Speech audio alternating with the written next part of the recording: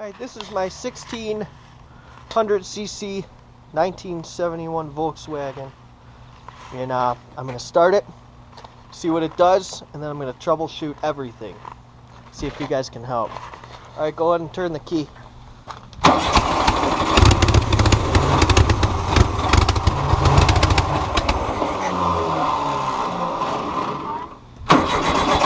Yeah. Alright, good. Alright, now let's troubleshoot. Alright, so first, test the battery. Got our voltmeter. What we got? 12.3 volts. Alright, now when we hop in here, turn the key, I'm actually only getting, looks like a little under 12 volts up here, about 11 or so. Indicator light goes on.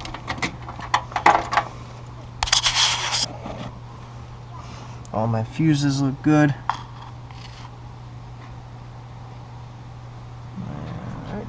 Alright, so we got the key turned. Voltmeter reads right around 11. Come back here, take the wire that runs to the coil on my voltmeter, and I'm going to ground it. And the wire from there is reading 11.6, so I'm getting 11.6 volts. The back here. Alright, so this is a brand new Pertronix flamethrower coil, 3 ohms, 40,000 volts, and we're going to make sure we're getting power here, so we're going to ground it. Alright, go ahead and turn it. Keep going. Keep going.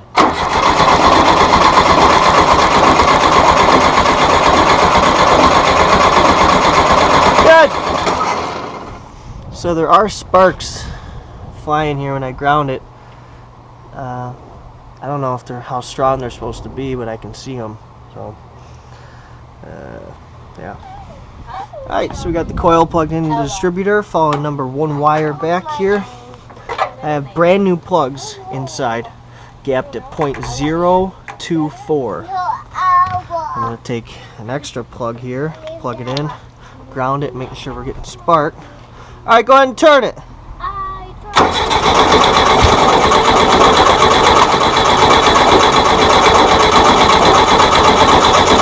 Good. Let's see if we can get a better ground here. Back here. Alright, do it again.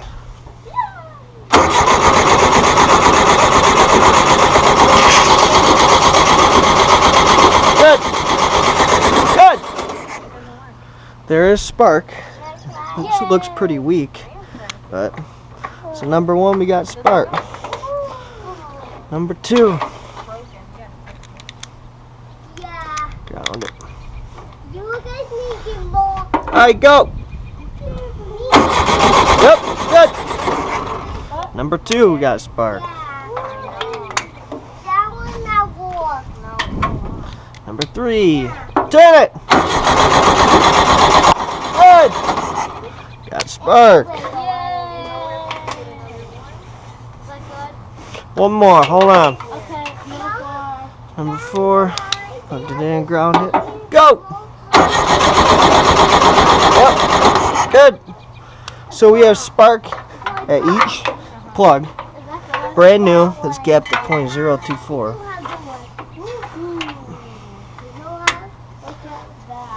Alright.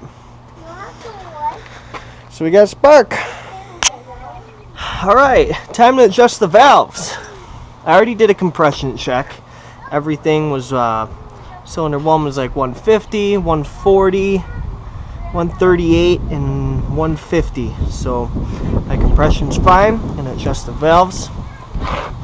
Look in here, top dead center. And I'm rocking it. There's number 1 not moving. So it's lining up at the case. Let's see what we get. Now we're checking at 0.006. Just slight drag. I already adjusted them. I'm just showing you guys. There we go. Just slight drag on there. Now we're going to move it back from top dead center counterclockwise.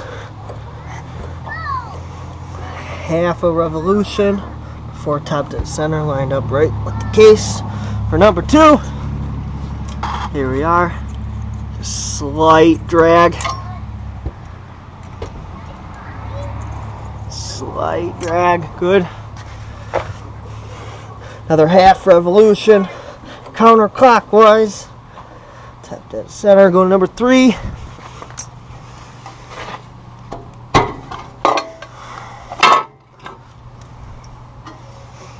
Alright, let's see how you get. Slight drag, it's fine. Just slight drag on there. Last one here. Number 4, counterclockwise.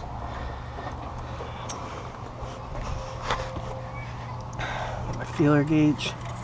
Slight drag, slight drag.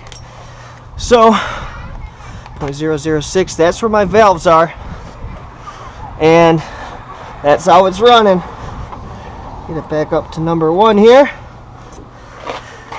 Alright, so the valves are adjusted fine, my compression's fine. Inside this distributor, I have a brand new rotor, brand new distributor cap, brand new condenser, brand new points, which my point gap, where are we at here, 0.016. Alright, let's get the pulley right on the corner where it opens up all the way.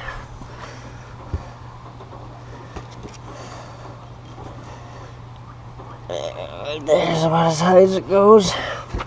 0.016. There you go. Slight drag. My points are fine. Like I said, not only is it doing it with this distributor, I got a brand new electronic ignition distributor by Protronics, and it does absolutely nothing different.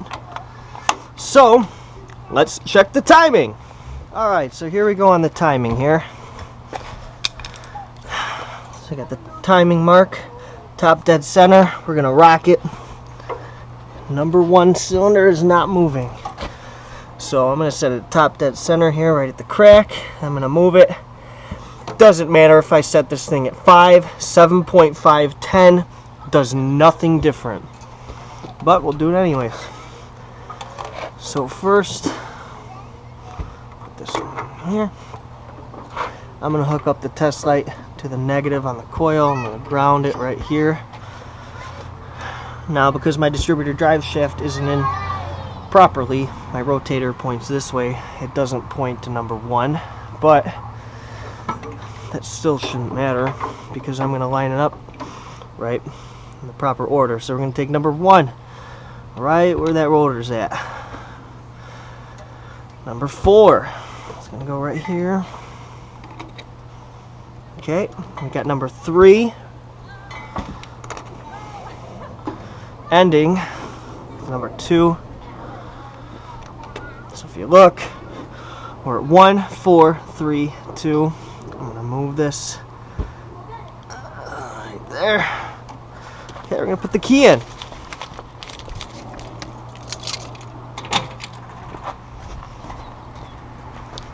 Okay, the test light's not on. Now I'm going to turn it this way. I'm going to turn it counterclockwise here.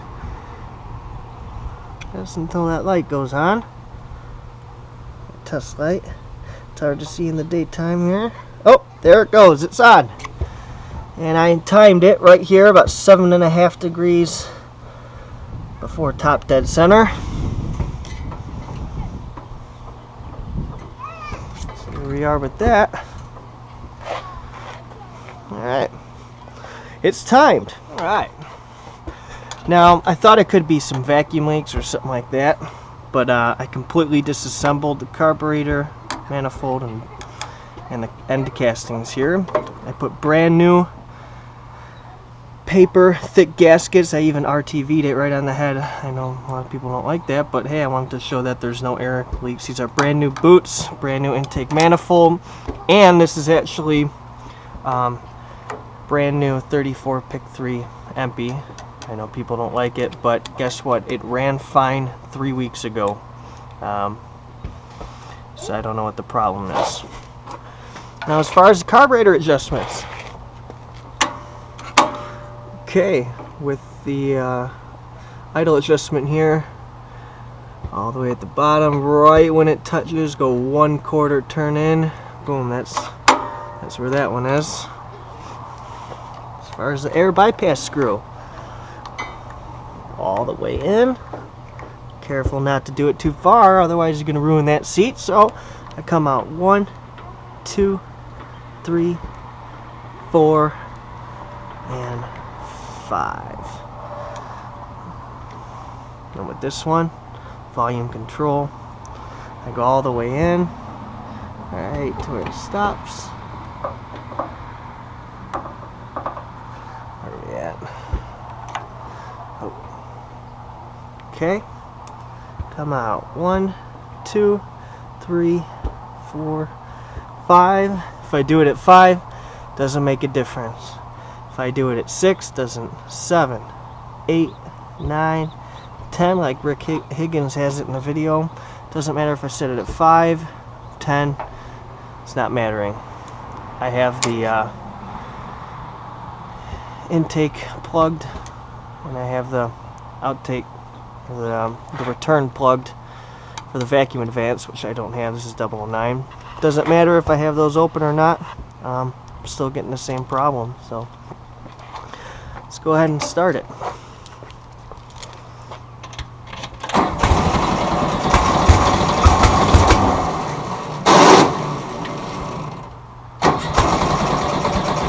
Let's give it some gas. Doesn't matter.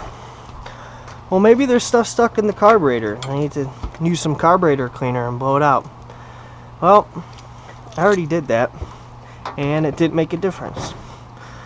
I went through all the jets. I took out all of them. And I've done it all. I have no idea what the heck is wrong, man. Well, maybe fuel's not getting up to the carburetor. Yeah, let's see what happened here.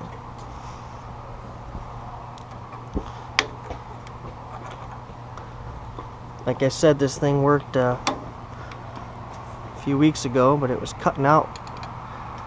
And I'd be sitting at a stop sign. I didn't realize you had to have an indicator light. So my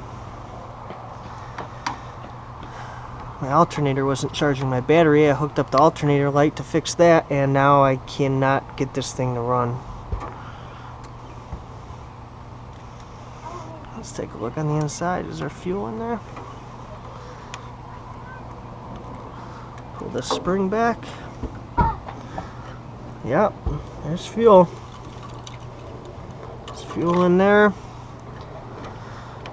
I took out this, blew carburetor cleaner, compressed air through it, this jet, this one, the side, air bypass, the volume control. I've blown air through all of them. When you press on the throttle, let's see if gas shoots out there. Yep, see that? Nice stream. Still not fixing it.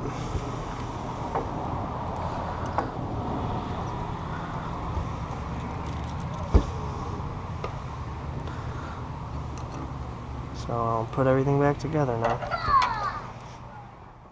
Alright, as far as other possibilities, when this thing ran 3 weeks ago, 5 weeks ago, 5 months ago, when we redid the case on the inside, the camshaft and the crankshaft, they have the dots that you have to line up on there properly, so that way it's timed right with the valves. Those are lined up with the 2 dots, with the 1 dot inside the other one. So that cannot be the problem. Like I said, it ran a couple weeks ago. What was happening was it would start up fine, it would idle fine, but it didn't have enough power to keep the engine running after a while, because I didn't realize I needed this indicator light, which I went and I hooked up, so now I have, and now I can't even get the thing started. So like I said, I mean, I've tried everything, and for some reason I feel like it's a electrical problem. I don't know, it says 11 volts. I feel like it should say higher, or something's going on. I don't know. Let's try it. Yeah, I do it. I was going good. So, yeah, if you guys can help me out, I'm like I said, I have no idea. I'll go down. I've done everything. Good at the first time.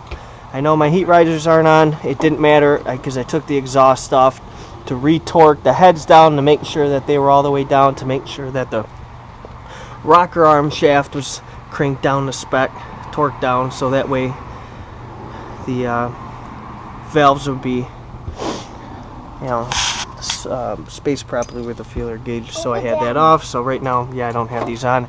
This didn't make a difference. These are brand new, and that it didn't matter. When these things are hooked up, it doesn't make a difference. So, yeah, if anybody can figure out what the problem is, I'd greatly appreciate it, because these kids want to ride in it. So I have no idea what's wrong. If somebody can help me out, well, like I said, I greatly appreciate it. Alright, thanks. You did the whole video.